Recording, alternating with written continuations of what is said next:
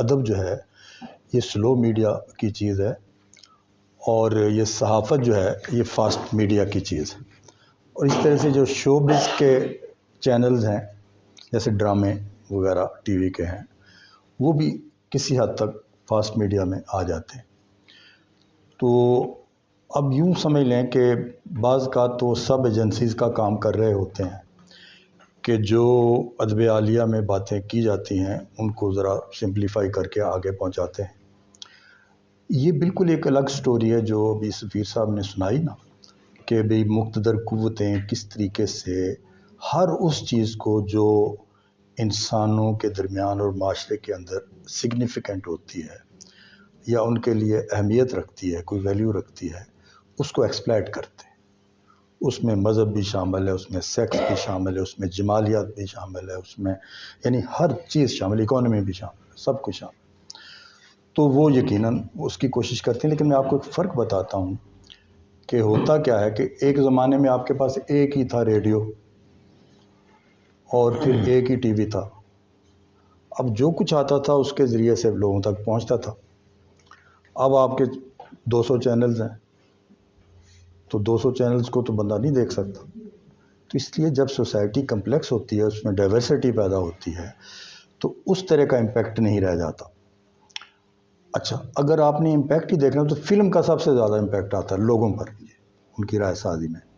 لیکن میں سمجھ رہا ہوں جو تہذیب کی ڈیپ لیئر ہے نا، ادب وہاں جا کے اثرات چھوڑتا ہے. اور وہ اثرات ایسے ہوتے ہیں کہ بادشاہتوں کے زمانے میں بھی بادشاہ کو سم ٹائمز کمپرومائز کرنا پڑتا ہے اس سینسیبلٹی سے جو بنا دی گئی ہوتی ہے.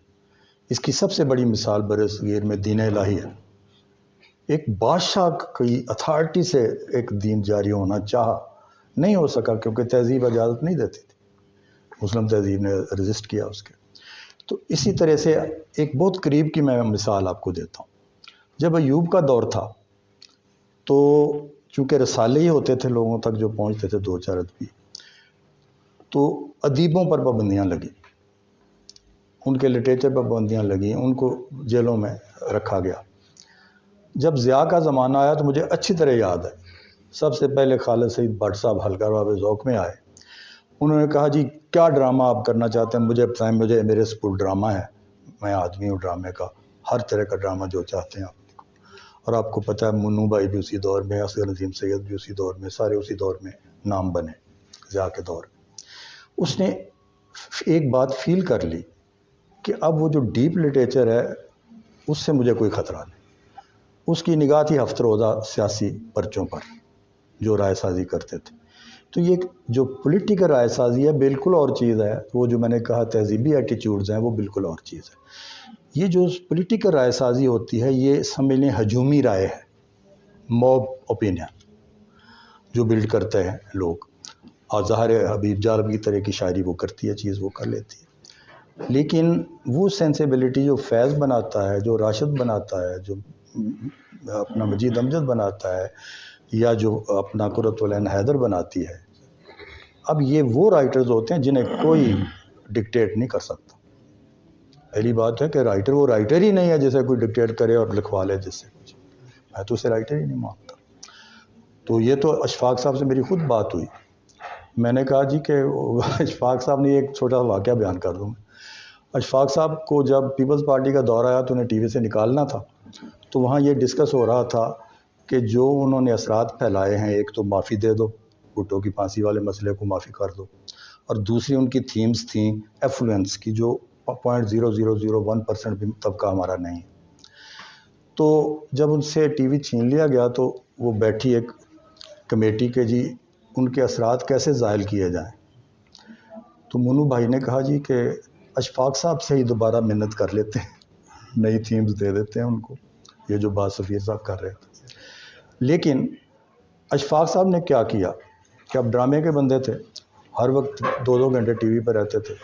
تو انہوں نے ایک اسٹیٹمنٹ دی، انٹرویو دیا اور کہا کہ اقبال رات کو شاعری کرتا تھا اور دن کو شرمندہ ہو کر لیکچر لکھتا تھا. تو اتفاق سے انہی زمانے میں میری ان سے ملاقات ہوگی. میں ماڈل ٹاؤن میں اپنے کسی عزیز کو ملنے گیا, اس کا تالا لگا ہوا تھا, تو میں اشفاق صاحب کے گھر چلا گیا. تو میں نے انہیں کہا جی آپ نے علامہ اقبال کو چونٹی کاٹی ہے اس لیے کہ اب آپ لائم لائٹ میں نہیں رہے, ٹی وی آپ سے چھن گیا. تو میں کہ اگر کوئی آپ کو تضاد نظر آتا ہے اقبال کے لیکچرز میں اور پوئٹری میں تو آپ بیان کریں, ہمیں روشنی دیں کیا تضاد ہے. تو انہوں نے کہا نہیں, مجھے اب بھی اگر ٹی وی ملے تو میں وہی باتیں کروں. تو کہنے کا میرا مطلب یہ ہے کہ یہ بالکل ٹھیک ہے کہ ان ٹی وی سے ویو سے جو کام لیے جاتے ہیں وہ لیے جاتے ہیں, اس کے پیچھے اسٹیبلشمنٹ بھی ہوتی ہے, باقاعدہ پروجیکٹ ہوتے ہیں کہ اس پر کیا جائے, یہ ایٹیچیوڈ بلڈ کیے جائیں, یہ کام لینے والی بات ہے. لیکن جو آپ کی تخلیقی واردات ہے نا, مثلا جو راجہ گدھ لکھا انہوں نے کسی ڈکٹیشن سے نہیں لکھا. ہو سکتا ہے بہت سارے ڈرامے انہوں نے کسی اس سے بھی لکھے ہوں طے کر کے 4-5 بندوں نے کہ بھی ہم نے یہ سینسیبلٹی پھیلانی ہے, یہ ہوتا ہے. میں کہتا ہوں یہ بھی ہونا چاہیے, کوئی حرج نہیں. سب لوگ ایک طرح سے نہیں سوچ سکتے. اچھا, موجودہ صورتحال پر میں یہ سمجھتا ہوں کہ لٹریچر کا وہ زمانہ لد گیا ہے جس سے سوشو پولیٹیکل اثرات آپ پیدا کرتے تھے. دوسرا یہ ہے کہ ایسی تھیریز آ گئی ہیں انٹرنیشنلی پوسٹ ماڈرنزم تک والی جو آپ کو کمٹمنٹ سے دور رہ گئی. وہ تو یہ کہتی ہے نا کہ ایک تو معنی جو ہے اسٹے نہیں کرتا, ہر وقت التوا میں رہتا ہے. تو آپ نے اگر کسی کے خلاف کوئی ریزسٹنس کرنی ہے تو معنی کہیں اسٹے کرے گا تو کریں گے نا, ڈیفائن کریں گے نا. جو تھیوری ہے یا تنقید ہے اس کو بھی کیا آپ ادب میں شامل کریں گے اس طرح سے؟ میں عرض کرتا ہوں اس کا امپیکٹ آ رہا ہے نا, اس کا امپیکٹ یہ آ رہا ہے, ہماری پوئٹری پر یہ امپیکٹ آ رہا ہے. پہلے تنقید میں یہ ہے کہ پچھلے 35-40 سال سے کمٹمنٹ کا لفظ آپ کی تنقیدی تحریروں سے غائب ہو گیا. پہلے ہر صفحے پر 2-3 دفعہ آتا تھا, اب اس کے اثرات آ گئے ہیں. آپ کی پوئٹری جو ہے وہ بالکل لمحوں میں جینے والی پوئٹری ہو کے رہ گئی ہے. ٹھیک ہے جی. اور پھر جب آپ کو یہ کہا جاتا ہے کہ کسی بھی آئیڈیالوجی کے ساتھ جب آپ ایسوسیٹ کرتے ہیں تو آپ شاونسٹک ہو جاتے ہیں, یہی ہے نا تھیری. تو اب ادیب جو ہے اس طرح کے لیبل سے بچنے کے لیے, ویسے بھی عافیت ہے کیونکہ جب آپ کنسسٹنٹلی کسی ایک نقطہ نظر کو لے کر چلتے ہیں تو آپ کچھ لوگوں کو ناراض بھی تو کرتے ہیں نا. تو یہ آسودگی پیدا کرنے والی بات ہوگی. اگر کوئی تھیری بھی آپ کو سپورٹ کر رہی ہے کہ یہ کام ٹھیک نہیں ہے, یہ نہ کریں, تو آپ خوش ہوتے ہیں.